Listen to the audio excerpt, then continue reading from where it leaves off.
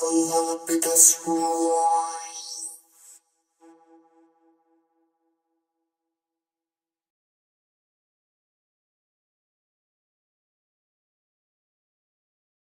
you tired of spending 5 minutes solving a limit and finds it has a base of 0?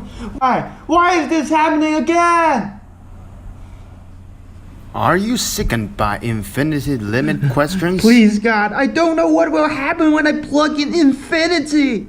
Stop bothering me with these problems. Are you an expert of derivative? Now that is what I'm talking about. Fear not, L'Hopital's rule is here to help with this absurd French name that makes people think of the odor of disinfectant fluid. That's not a hospital rule. That is L'Hopital's rule. Learn proper French, will you? Stop showing off, Nerd Clark. Nobody wants you here. Your words cannot hurt me. I shall teach everyone the greatness of L'Hopital's rule. You are just being sarcastic now just because you yet haven't seen the pure joy you could derive by differentiate both parts of the fraction. But you are forgiven because I am about to teach you how to use the almighty L'Hopital's rule. All right. Show me what is the L'Hopital's rule can do.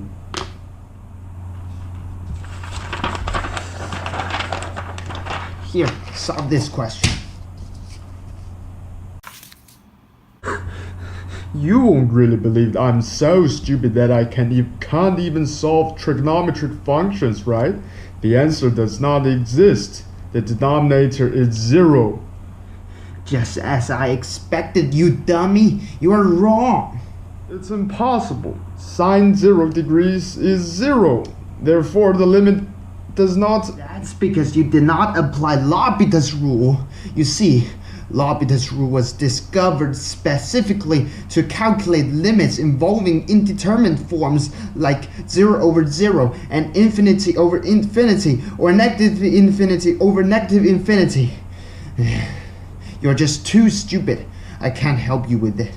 I'll let my mentor to teach you.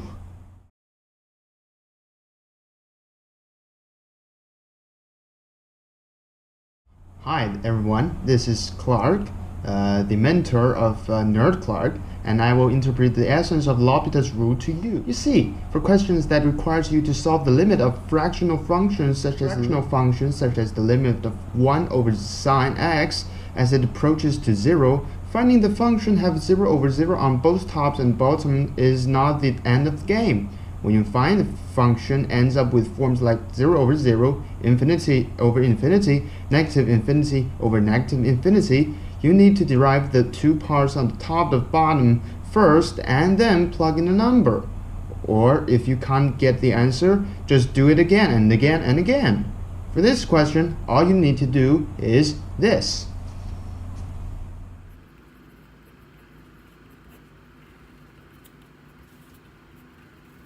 See, here I derived the two parts on the top and bottom, and I plugged in the original number and I came up with a 1 over 1, which is 1. Simple, right?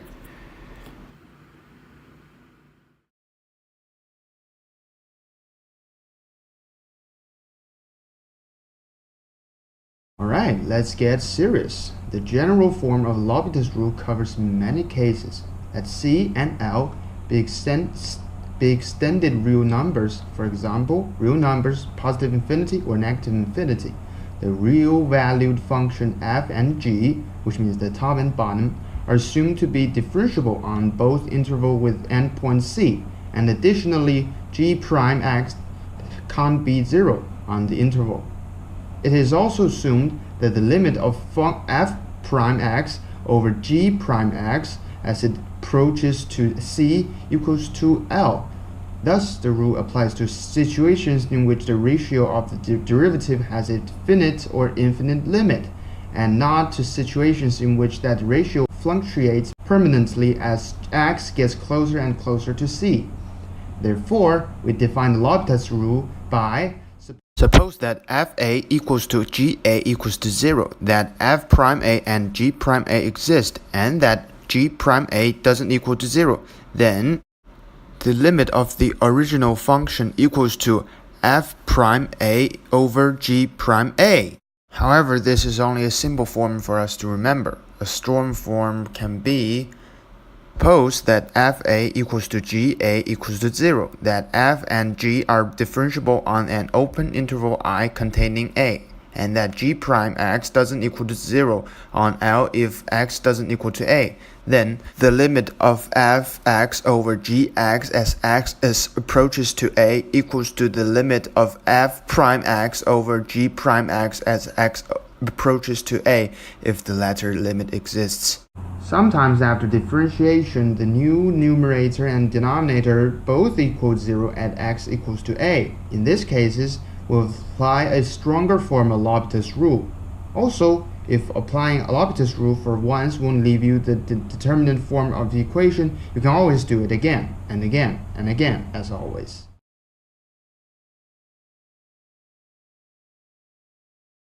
Now let's see an AP-style question from Baron. Find the limit of x sine 1 over x as x approaches to infinity. The limit of x sine 1 over x as x approaches to infinity is the type of infinity times 0 type.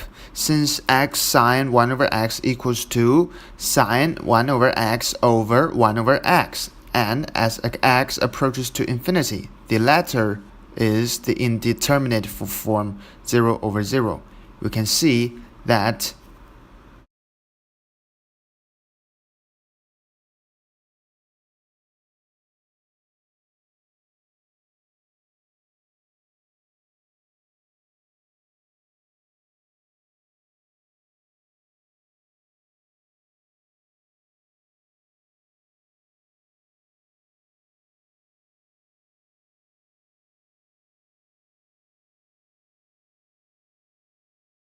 after the transformation of the original function, all you need to do is derive fx and gx, which means the top function and the bottom function.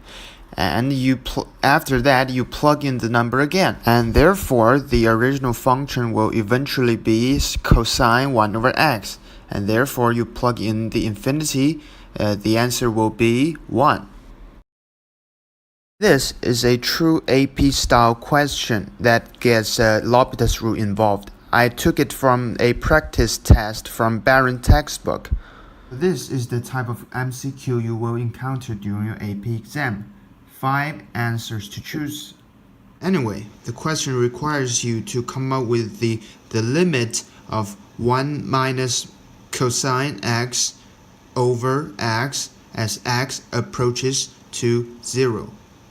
Here you have 5 answers to choose from: A, negative infinity, B, 0, C, 1, D, 2, and E, infinity. Well, if you apply L'Hopital's rule immediately after seeing this question, all you need to do is first derive the fx, which is 1 minus cosine x, and that becomes sine x. And you need to derive gx, which is x, which becomes 1, and plug in 0. You will get 0 as the answer, which means you should choose B.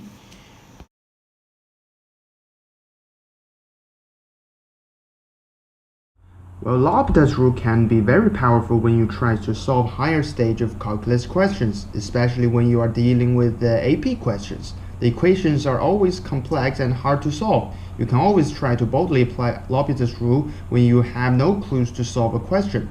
I chose this topic because it helped me to understand many comprehensions. Now, since our video is also approaching to the end, let us enjoy a small piece of music I created. I name it The Ballad of L'Hopital's Rule.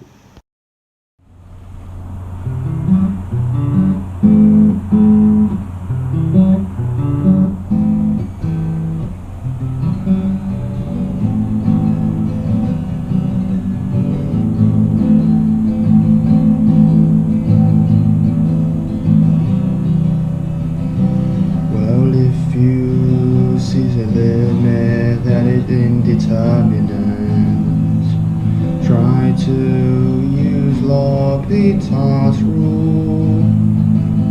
0 over 0, infinity 2. Only these can be applied. Well, if you can derive both top and bottom. Then you shall plug in the numbers again. If you cannot get the answer, then you can do it again. And again. And again. And again. And again. Isn't that easy, Dummy Clark? I guess you can solve your limit question faster and better now. Well, I guess I could use L'Hopital's rule for like 1 or 2 or 10 or 100 times in my AP exam.